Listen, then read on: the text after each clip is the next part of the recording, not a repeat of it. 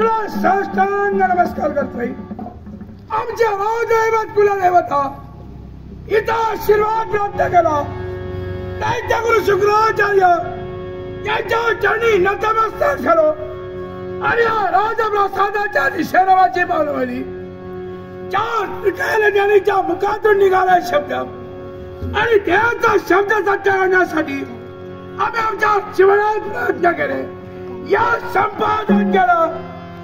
ज्या या विश्वात राजदरबार समाप्त झाल्यानंतर विश्रांती कक्षात जाऊन नेत्रासमोर होणारा भास आणि एकच त्याच्या वरदानाची या विश्वात ज्या ब्रह्मदेवानं गायत्री मंत्राची स्थापना केली आणि तोचा गायत्री मंत्र ज्या राजर्षी संज्ञेला पात्र ठरले त्याचा विश्वामित्र महामुनी त्या विश्वामित्र महामुनीला गायत्री मंत्राचा प्रथमोपचार केला.